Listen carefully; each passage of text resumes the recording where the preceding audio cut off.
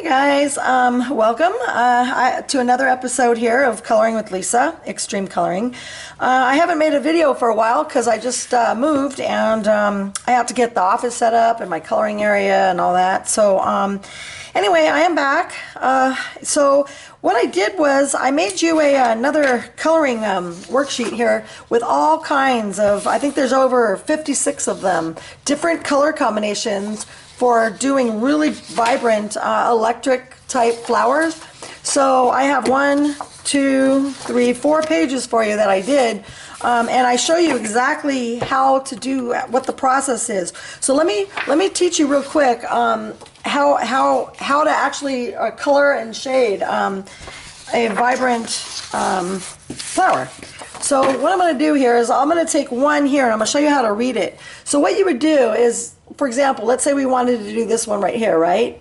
What I do is I put it in the exact order that I color it. So you'll know to start with this one and then move down to this color, this color, this color, this color. And it's the same like if you did, let's say you did this one, you would do this color and this color. A lot of them have more than 2 or 3 colors. Some have more, you know, depending on what I felt like doing at the time, different color combinations that I have. But as you can see, I mean, I have quite a few. So this is a really good companion for you to have when you're coloring. All right, so let me show you here, for example. So let's say you take a flower like this, and I'll show you how to shade it, okay? And it's very, very easy. You can totally do this. So, all right, so let's begin. So we're going to take a Deco Peach color, which in this case it happens to be 1013. And what you do is you're going to shade it in, and I use that little clicking method, flicking. If you follow my videos, you know how I teach you guys how to do this. So what I'm doing is I start at the bottom of the petal, and I just kind of make it darker here and just kind of flick it up. And I leave a little line, imaginary line, like right about here or so, in like a circle area, to give it an illusion that they're bending and to have some really cool shading in there. So just start at the bottom and then just kind of flick it upwards like this, and then do the same one here, right? And just do the same thing all the way around. Okay, let's flick it around and just have fun with it. You know, you're in no hurry. You want to make the flowers come out really, really cool, right? So you want to just take your time with it. Put a little music on or whatever and just enjoy yourself. I'm also going to include a blank worksheet for you that's going to be just like this page with a whole bunch of flowers so that you can practice coloring it yourself, because when you print it out you might not get the true colors and you want to be able to practice on them and make your own little reference sheet. So feel free to obviously make your own, and if you want to make your own color combinations that I don't have, obviously, add to it, so you have like a little companion, you know. So when you're coloring, you can see what colors look like. Even though they're not this type of flower, you could still get an idea of what the you know, what the colors look like. If you want to use them for something else, it could be anything. All right, so now the next color we're going to do is going to be a process red, which is 994. Okay, and also this sheet right here is going to be available on my Etsy shop, and I'll put the link below. But if you don't have a printer, just email me and let me know. I can mail it to you. Okay? All right, so go like this here, and you just see how I'm flicking it down.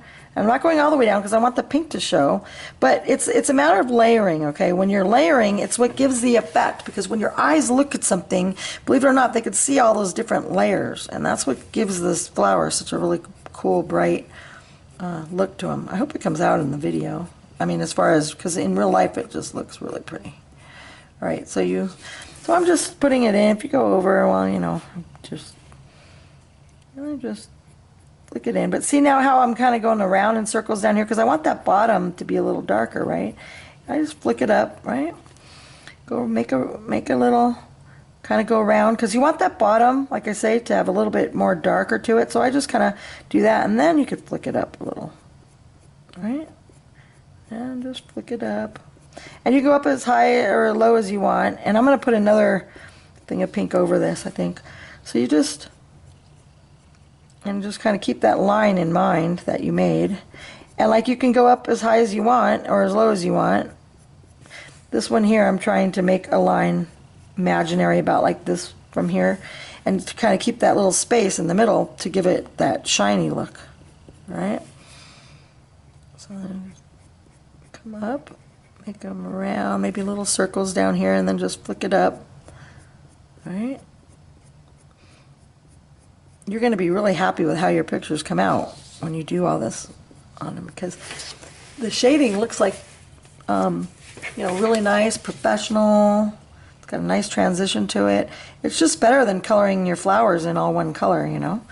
I mean, that's cool and it looks pretty and everything, but if you want to be an extreme colorist and you want your pictures to come out really good, this is just another way that you can do it that adds a little bit more oomph and pizzazz, right, to your beautiful masterpieces that you're creating and having fun and reducing your stress and all that good stuff. Boy, moving is stressful. I really needed to color. This is so relaxing for me. I haven't had time to do my nails, as you can see. Now that I pointed it out, I'm even more conscious of it, but oh well. All right, so now you just take your time and just come up. And just flick it in. Now, if you want to add a little bit more of that peach in there, you know, you can put a little more in there if you want, just to give it a little bit more of that pinky, little pinky color if you went up too high or whatever. It won't matter, because if you leave a little bit of that white, you see how even if you leave a little bit of that white, it just creates a really neat effect, transition. Okay, so there you go. So now what we're going to do is we're going to put in another color. So let's grab some of this mulberry. Okay, mulberry is number 995. Okay, so now you're going to do the same thing. Make your little line that goes across, so you got your little line of definition, and then do the same thing. Just come all the way down like this. Okay. See how it's already starting to give a really, really neat fading look. But see how I'm doing that with my little flicking motion? Yeah, you can even hear it. That's why I didn't put music in the background, so you can just relax and listen to the pencil. I'm so weird, right? I'm in a weird mood today. I'm happy to be coloring finally. Jeez. I'm going to be doing another video right after this. I'm going to be doing a worksheet for you for a frog. It'll be from the I think it's from the either Secret Garden or Enchanted Forest. It's a really cute little frog on a lily pad. It's got flowers on it. So look for that one next. I'm going to do it right after this. It's going to have your color worksheet and show you exactly how to color that picture in from Joanna Basford's book. All right, I'm excited to look forward to that one. And all these little flowers that I'm using on this, you're going to be able to use that technique in this next picture I'm going to show you how to do. So this will be good for you to have, because you don't have to follow my colors, my color recipe. I call them color recipes. I'm also working on my website, Extreme Coloring. It's going to be with an X, extremecoloring.com. It's not ready yet, but when it is, it's going to have all kinds of cool stuff. Okay, so now you see how I did that one. Now I'm going to show you something really cool. So I know you didn't think like blue is going to work, but when you mix blue and red together, right, it comes out with purple. So this is not red, it's pink, and this is not exactly blue, it's turquoise, sort of. But it doesn't matter. As long as it's in that family of blue and red, it's going to mix together to make a really cool purple. And which is, by the way, it's a really good way to get purple, because it's kind of hard to get a real purple. And to vary your purples by using the Prismacolor purples, because they're just one color, which is the violet and the Diox purple. But when you add this blue onto the red, you see how it, and you could try it with different blues and different reds to get different colors of purple. So just have fun playing with that, and you can use this little these blank worksheets to practice on it too. And they're fun to do, because you know what? Sometimes when you're just doing an entire picture, it takes you feel like, oh, it takes forever, you know. And sometimes, like a lot of people, believe it or not, they start a picture and they don't finish it because it's like takes too long. But doing these, you still have the fun of coloring when you're doing these individual flowers. It's fun. When you make this worksheet, you'll see it's very, very satisfying, very fun, because you know it takes you only a minute, you know, and you finish one flower and you can go on with a different color combination. So, you know, it's easy to do, and you can make your own little collection and make it like your little coloring companion.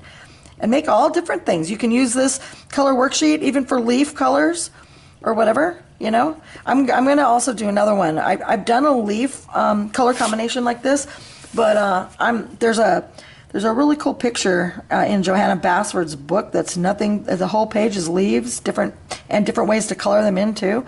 So I'm going to do that one also, probably after I do that, the froggy that I'm going to do. So just keep looking for these. These are really cool little companions, like to have in your coloring arsenal, you know. But like I say, these are fun to color. But you see how I'm doing this? I'm just flicking the color in. Do it darker at the bottom, and then just kind of flicking the color in. If you wanted a little bit more blue up here, you could bring this blue up a little if you want. See how I'm doing it? Just that flicking motion, because it gives it a really cool, like a look of being real. Here, I'm gonna put a cleaner one underneath so that's not distracting. That was just me messing around down here. I was messing around actually with this one. I was gonna try to show you how to do shading techniques with this picture here that I drew this, and I was gonna show you how to do this, but I didn't know if you guys wanted something like that, so I kind of didn't finish it. But it was a good way to show you some really cool ways of shading. So I don't know if you want me to finish this, I will. But anyway. So I'm just going to continue this process here of putting this up. So I'm just putting a little bit more blue in there, I guess, on this one. Okay, now what we're going to do is let's add a little bit of, this one here is 932, and it is a violet, okay? So let's go in here a little closer back again so you can see what I'm doing here. I hope it's not too close for you. All right, and then I'm going to do the same thing here with the violet, make a nice little, but again, I'm not going down too far because I want to see the variations in the color, you know. So I'm just bringing it down like so.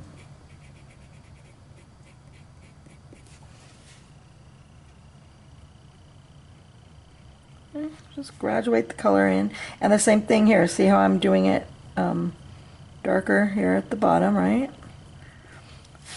That gives it a nice little shading effect, right? And bring it up if you, what's up? You just bring the color up. But that layering, you see how it's creating a really nice, this paper I'm using has got a little bit too much texture, but I'm going to use a new paper now when I do the frog. It's an 80-pound, if it comes in time. I just ordered it. It might not come in, so I might not use it, but I think I have some left. But it's an 80-pound paper by Hammermill, and it's smooth, 80-pound smooth paper. So if you can get that one when you print these out. And also, like, if you make copies, see what I do is I make a copy of the picture so that I don't have to actually color it in my book. But because I like to do it different, you know, all different kinds of colorways, and then once you color it in your book, you're sort of done, you know, with it. So I make a color copy of it, and then I color on the copy so I could frame it, because I like to frame mine. I have walls of this. It's just really cool. But you want to color it on some good paper, so try to see if you can get an 80-pound. I think it's like $15 or something on Amazon for the paper. If I can remember, I'll put a link to it on the bottom, and you can just click on that link and order some of that paper. And then you can, when you print this out, it prints out better too, because it's for making color copies. All right. So see how pretty that came out? Look at that. That already looks good. Now I'm going to add a little bit of this next here. This is the Diox purple. All right, and you'll see, I mean, this is like your only choice if you want purple, unless you do this little technique that I showed you, you know, which gives you a whole different look when you're doing that with the blue and the processed red. Otherwise, you're just sort of stuck with this one. That's no fun. Got to have a little variety, right? And you want to layer it too, because it really looks like you took time. Well, you did, but you know, it just makes your flowers really have a special, really professional quality look to it. You know, you want to be the best colorist you can, right? So this is to teach you how to do that. You're going to be like, oh my gosh, my pictures, you're going to be so proud of yourself because they really come out so good. Your friends and family are going to go, you made that? You could say, yep. Oh, by the way, I had an idea too. If you want me to do it, let me know. This is just an idea. I was thinking I should draw up some pictures for you that you can use as cards. And I'll print one, you know, like a card. So you could color a birthday card for somebody. And instead of buying your birthday cards at the store, you know, you can color it for them. And it's a lot more personal if you want to send them a birthday card or a get well card or, you know, whatever. Father's Day is coming up, so it's a little late. I should have made a Father's Day card, but there's still going to be a lot of holidays. Christmas will be awesome. You can make your own Christmas cards, right? And then you can print them off on your printer after you've colored it, and then you can just make it personal on the inside before you mail it. But it's something that you colored, you know? And I think that that is going to be a lot more special. So again, if you want me to do that, please let me know, because the more you tell me what you want, the more I know what to make, you know? So, and also please like and subscribe to my video. And then when you click on that little bell, this is black, okay? By the way, just plain black. And by the way, when you click on that bell, there's like a notification. It'll tell you when I put out something new, so you don't miss anything, all right? But please do that because I need to get more subscribers. So I'm trying to get my my little YouTube plaque. All right, so see how see, the black just adds a little bit. Now, you know, you can put as much as you want there to add your shading, but if you don't want to get rid of too much of the purple, just do the tips, you know. And like did you see how I just used my hand and it smeared that? So what you should do really is get a little brush like this. This is from Vanity Planet, and the reason I like this brush is because it's really soft, and you can use this just to brush off your dust, because you don't want to ruin your picture, especially if you're taking so much time on it, you know. And it does do that, because if you move it with your hand, it'll spread the little particles and kind of mess up the cleanness of your page. So use the little brush. Plus it feels, I don't know, it feels really cool when you brush it off, like, oh, you know, like you're really polishing up and taking good care of your picture. It's good. It's fun. Feels good. I'll put a link to that. Well, you don't need a link. You can just, I mean, the reason, like I say, I mean, some of the brushes, their bristles are too hard, so you want a really soft bristle. But most of them are pretty soft. You can get them at the dollar store too, or wherever. Just try to use a little brush. Okay, so see how pretty that is? Then you can fill this in with whatever color, you know, that you want, and put a little green down here, and there you go. Got a little flower. Okay, so if you get this, it'll be on my Etsy store. If you go to Etsy, just shop for Extreme Coloring, Lisa Brando, and then there, and it'll have all these blank ones for you, so you could fill it in with whatever colors you wanted, but it'll give you all of these ones. And I think there's a total, because there's 14 on each page, so it's 56 different color combinations. All right, so thank you very much. I hope you enjoyed this video. Please like and subscribe, and look for the next video, which is going to be my little froggy. I'm going to work on that now. Thank you. Bye-bye. Have a great day.